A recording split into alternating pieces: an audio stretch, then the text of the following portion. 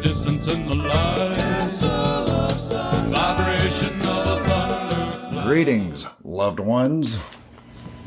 This is Matt Stevens. This is my Sober Addiction Podcast. I don't really do a lot of research. Maybe that's a rookie move, a rookie mistake. But I'm going to look at this podcast as a way to speak from my soul.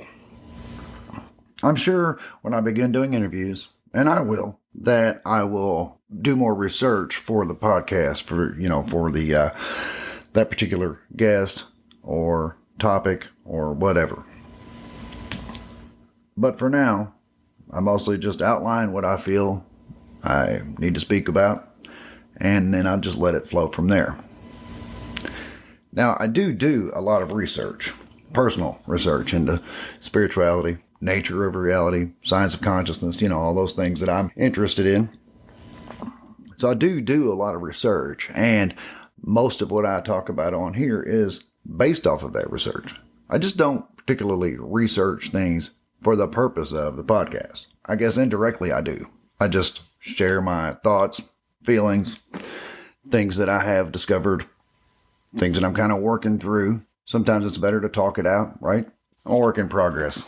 I'm working out the details of what I believe, and I don't know if I'll ever have it fully worked out. Maybe we can do it together. I do believe we live in a simulated reality. Well, not exactly. I don't like the word simulated. It implies that we live in some kind of computer simulated whatever, like in some nerd alien's bedroom, and not like in a Sims game. No, I absolutely do not believe that's the case. So maybe instead of simulated reality, it may be generated, maybe projected, but I really like the word reflected, which would imply the whole holographic universe theory. Reflected, meaning we do create our own reality, individually and collectively. And what we have created is then reflected back to us as our perceived reality. Now, I know that's kind of getting out there. We are eternal, spiritual beings living a temporary human experience. And we probably forget who we really are in this reality. And then during this lifetime, we are to rediscover who we are. What that means is who you really are is not this body, this avatar, whatever you want to call it. Who you really are is a soul that's, let's say, out there. And in order to experience this experience that we're having, you must occupy something that enables you to move around in that environment. A soul can't really participate in this environment. So we must have an avatar, which would be your body, you control. I like to think from outside the avatar, we control it. It just doesn't seem that way because everything is so real. It's very well explained in the book that I've been reading that I mentioned in the last episode, Conversations with God. And I have decided I'm going to read part of that book. But I do need to kind of read the introduction to it just to be sure that whoever's listening to this understands exactly what I mean. The book is Conversations with God, an Uncommon Dialogue by Neale Donald Walsch. I was very unhappy during that period, personally, professionally, and emotionally. And my life was feeling like a failure on all levels, as I'd been in the habit for years of writing my thoughts down in letters, which I usually never delivered. I picked up my trusty yellow legal pad and began pouring out my feelings. This time, rather than another letter to another person I imagined to be victimizing me, I thought I'd go straight to the source, straight to the greatest victimizer of them all. I decided to write a letter to God. It was a spiteful, passionate letter, full of confusions, contortions, and condemnations, and a pile of angry questions. Why wasn't my life working? What would it take to get it to work? Why could I not find happiness in relationships? Was the experience of adequate money going to elude me forever? Finally, and most emphatically, what had I done to deserve a life of such continuing struggle? To my surprise, as I scribbled out that the last of my bitter, unanswerable questions and prepared to toss my pen aside, my hand remained poised over the paper, as if held there by some invisible force. Abruptly, the pen began moving on its own. I had no idea what I was about to write, but an idea seemed to be coming, so I decided to flow with it. Out came, "Do you really want an answer to all these questions, or are you just venting?" Now, dear listener, in this book, Neil Donald Walsch implies that he wrote an angry letter to God, and God replied through him. Now, a lot of people are familiar with channeling, with automatic writing, things like that, where they channel the angels or some extraterrestrial or dead loved ones or whatever, where they allow some entity to come through and speak through them. Channeling is a big deal now. My personal feelings about it are irrelevant. Automatic writing is another thing that's very similar to this. I've recommended something similar to this in the podcast before when I talk about journaling. Just allow whatever to come out, and regardless, it doesn't matter. Nobody's got to read it. It's just you and a piece of paper and a pen. So it doesn't matter how gobbledygook gibberish it may sound. In the book, God writes through him and answers all his tough life questions. I highly recommend the book. It is amazing. It has really made so much sense in so many ways. And I'm almost certain I'll get into some other parts of the book. I'm not even halfway through it. Actually, I think I might be right at halfway, but whatever. So with all that kind of set up, I'm going to read this. So leading up to this, God had explained to Mr. Walsh, we're extensions of God.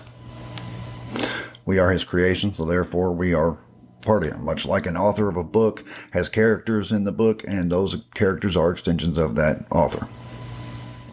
So, further into the book, page 56 to be specific, God says, "The realm of the relative," as in like relativity, "the realm of the relative was created in order that I might experience myself.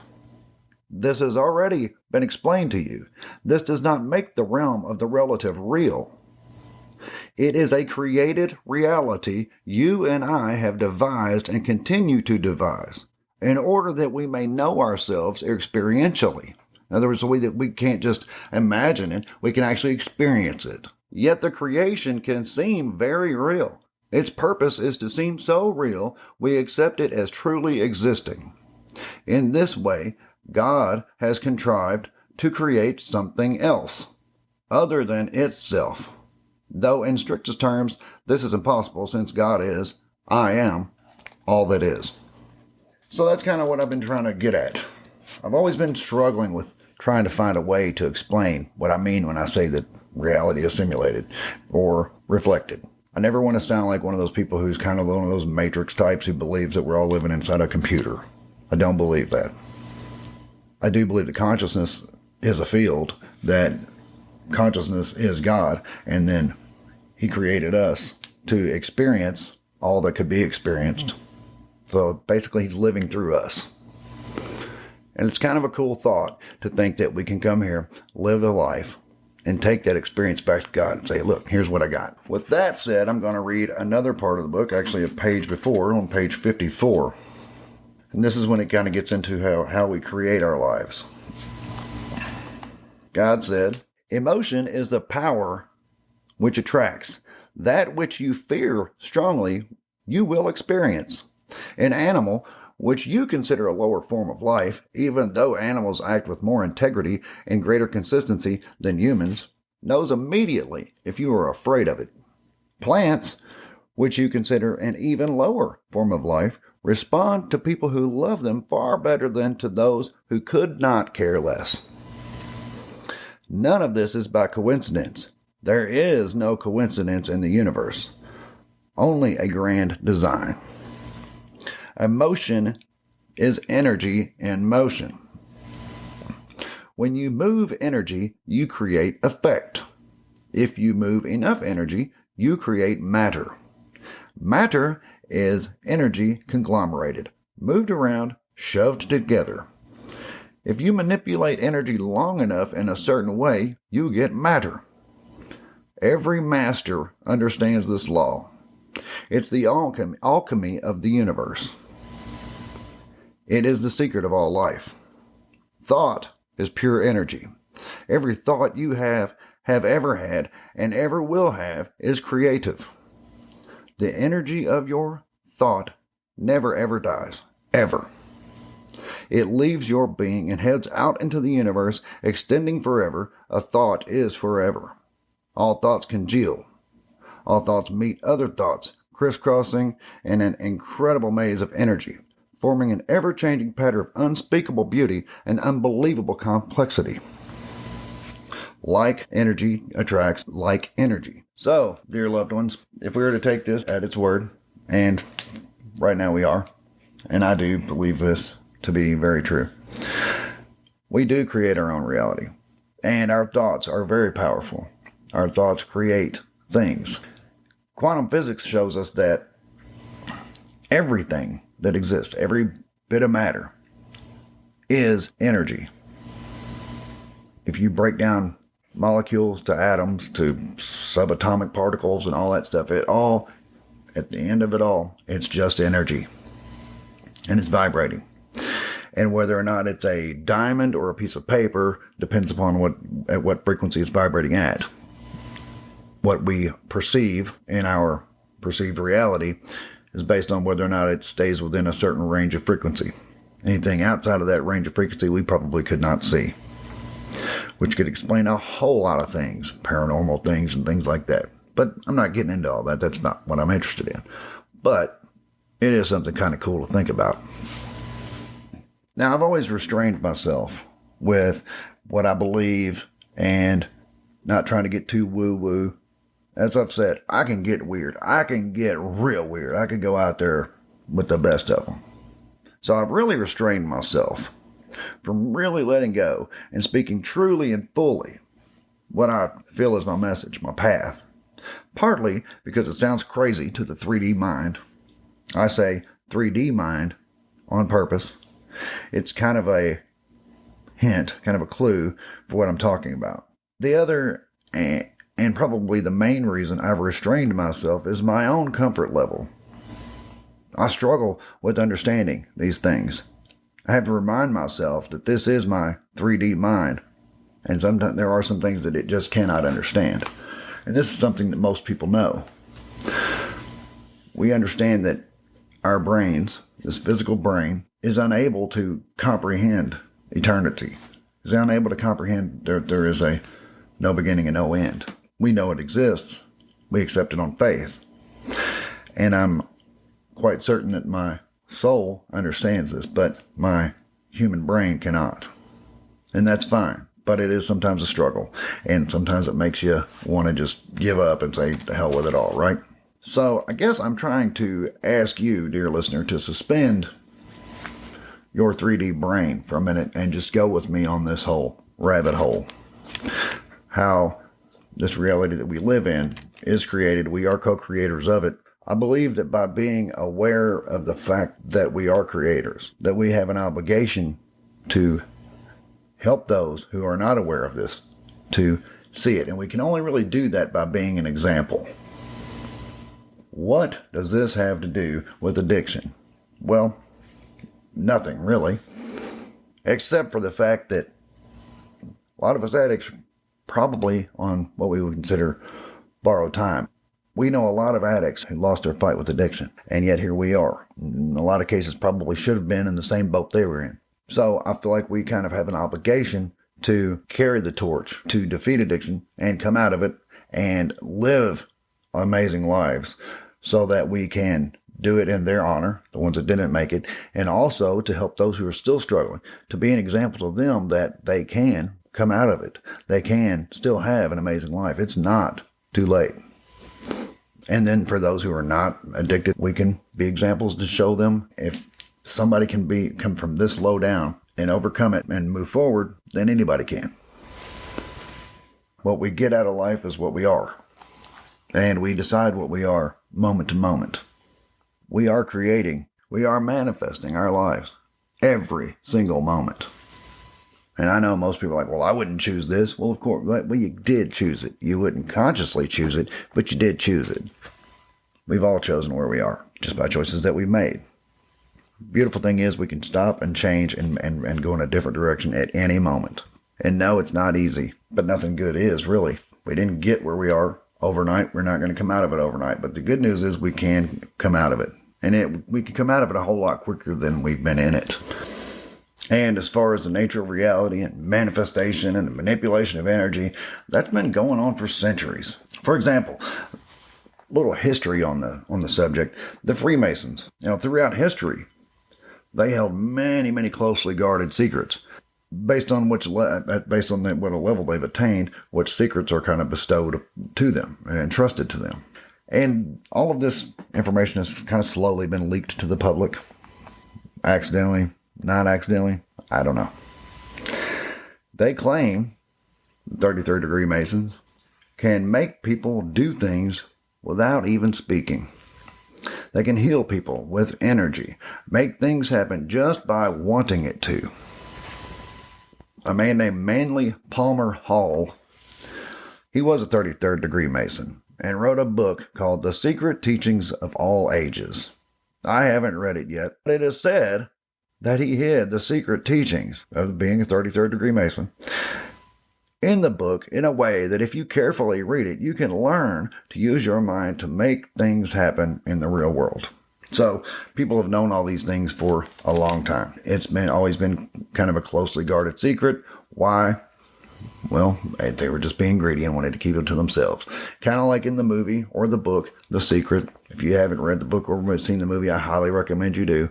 It's about the law of attraction. It kind of goes into that, how the law of attraction was kept secret from the masses. Another group, the Rosicrucians, are also like an ancient secret society, order, whatever.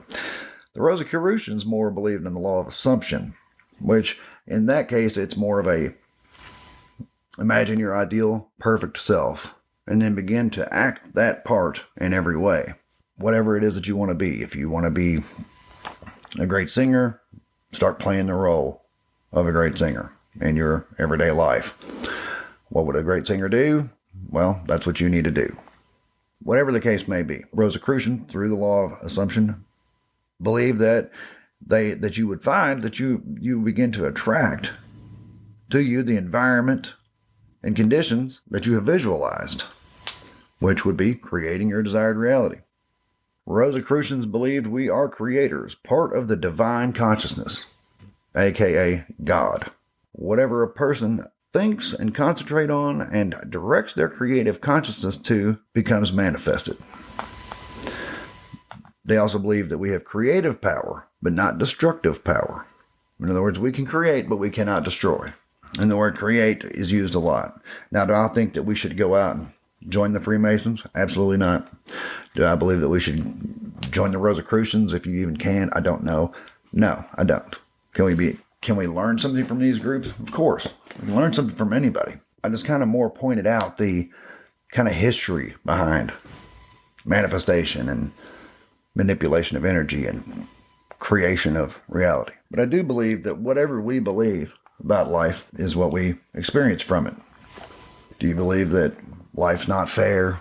The world is a terrible place and probably not going to have a very good experience. It is probably in our best interest to change our beliefs, change the way we look at things so that we can experience a better result.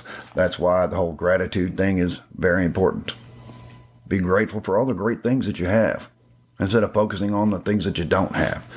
Because whatever you focus on is what you get. If you focus on what you don't have, guess what? You get more of what you don't have. Stop focusing on lack. Focus on the things that we are grateful for. We can start right now, today. Whatever we believe to be true will be reflected back to us. A lot of times we go on autopilot and we just kind of cruise throughout the day. To become more present in the moment, turn off the autopilot and become more present, more conscious. I've talked about awareness alarms, where we set an alarm on our phones for every hour, 2 hours, whatever you feel is necessary. And all it does is kind of wake you up to get conscious, get aware. One of the things that I've kind of thought of is focus on your toes. talked with my counselor about this not too long ago. Focus on your toes. And Kitty and I talked about it too, by the way. But, of course, talk about everything with her. So, focusing on your toes. Why your toes, Matt? Well, because it's usually something that you really just don't pay any attention to. So if you bring your awareness to the present moment, wherever you are, doesn't matter. You can be at work, you can be driving in your car, you can be shopping, doesn't matter. When that alarm goes off, you center yourself. You bring yourself back into the present moment. Here I am. I'm here. I am breathing. And I'm going to focus on my toes for like 30 seconds. Why my toes? I don't know, you focus on your teeth. Something that you don't normally think about. Something that makes you become aware in this very moment. I guess I'm going to cut it off there. I'm going to continue reading this book. I highly recommend it. In it, it says, this is book 1. It says, and somewhere along the way, I realized a book was being produced. A book intended for publication. Indeed, I was told specifically during the latter part of the dialogue, meaning between him, Mr. Walsh, and God, in February of 1993, that 3 books would actually be produced, and that the first one, this one, would deal mainly with personal topics, focusing on an individual's life challenges and opportunities. The second book would deal with more global topics of geopolitical and metaphysical life on the planet and the challenges now facing the world. And the third book would deal with universal truths of the highest order and the challenges and opportunities of the soul. So like I said, I'm about halfway through, halfway through the first book, and it has completely blown my mind. Yes, I can imagine it is very controversial among organized religion. Oh yes, definitely that. You know how organized religion seeks to control the masses with fear. You know, fear of judgment, damnation, and hell, and all that. Whereas in this book, it really does explain that you can't really have judgment if you have unconditional love. If you believe that God loves you unconditionally, that means there are no conditions. We're here for an experience. We're here to live a life, experience all that there is to be experienced, not just you as an individual, but all of us collectively. We're all extensions of God, of the Creator, of the universe, living an experience rather than just an imagining experience, actually going down into it and experiencing it. It's a huge concept, and the way it's been explained in this book is rather mind-blowing, and I so appreciate it. And I also appreciate you, dear listener. I love you all. I'll be back soon. This is Matt Stevens. This is the My Sober Addiction Podcast. Thank you for listening. There is a distance in the light.